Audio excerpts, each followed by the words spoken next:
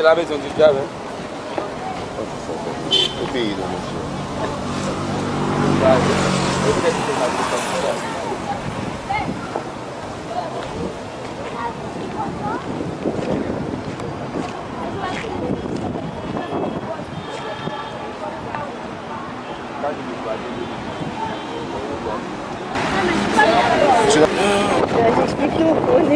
Ah ouais, moi je suis Ricardo Ventris, je suis blogueur, je suis journaliste, je suis actuellement au Champ de Mars accompagné de Christine Abois pour une visite des lieux. Là où nous sommes au Champ de Mars en train de visiter, regarder le Palais National, complètement détruit durant le séisme en 2010.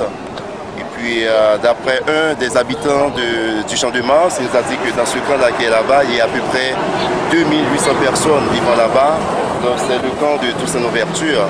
Mais ce même habitant nous a dit également que pour les différents camps éparpillés à travers au Champ de Mars, il y a à peu près 7000 personnes vivant au Champ de Mars. Donc ça, c'est le résultat du séisme en 2010.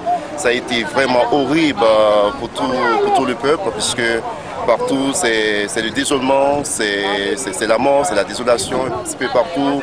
C'est le Palais National. Avant, on avait la base, disons, DGI, et c'est la Direction Générale des Impôts, où on collecte et les principaux, disons, le fonds, où on perçoit, disons, les taxes, et pour les différents départements, les différents bureaux de l'État. Donc c'est complètement détruit, pratiquement. Donc 4 mois après, pratiquement on a, disons, président Martelly, 4 mois après, c'est toujours les promesses en tout ça.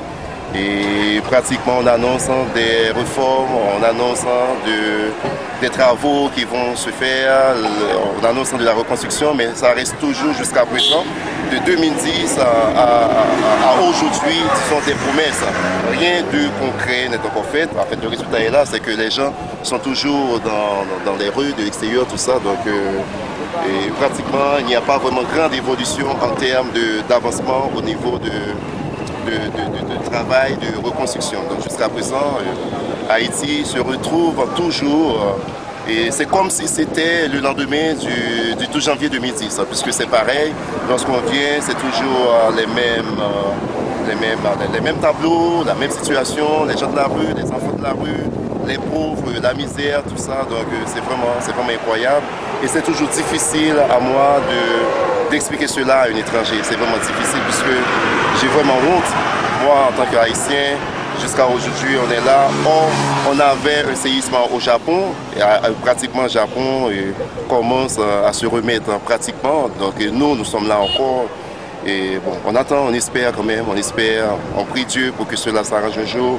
On espère que le président Martelly va se débrouiller quand même pour trouver une solution appropriée pour aider le peuple en tout ça. Donc il faut s'en sortir, donc c'est vraiment terrible.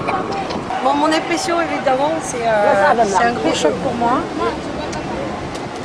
Je trouve que c'est inadmissible effectivement de laisser les gens dans l'état dans lequel ils sont. C'est vraiment oui, comme tu as pu remarquer, c'est que nous avons une population très jeune. Et c'est ce qui explique en partie, disons, la force de la communauté rap créole, puisque c'est quelque chose où les jeunes s'approprient complètement.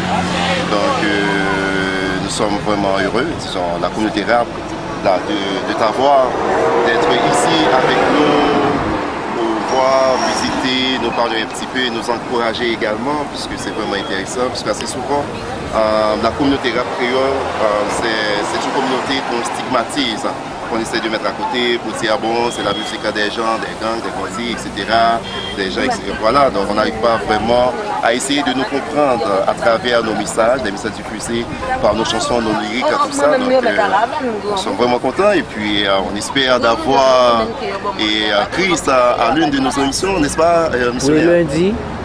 Il sera à Radio Megastar. Radio Megastar, du 87.3 FM. Et puis on peut brancher également cette émission sur Internet. C'est télé-radio-megastar.com. C'est sur Internet, on peut brancher et voir tout ça. Et puis voilà, c'est ça Haïti, c'est la jeunesse, c'est la misère, c'est l'espoir, c'est la force également, c'est l'hospitalité, c'est le soleil, c'est pratiquement tout là. Donc c'est un pays de contraste où tout se mélange, on n'arrive pas vraiment à comprendre, mais c'est ça. Oui, c'est ça.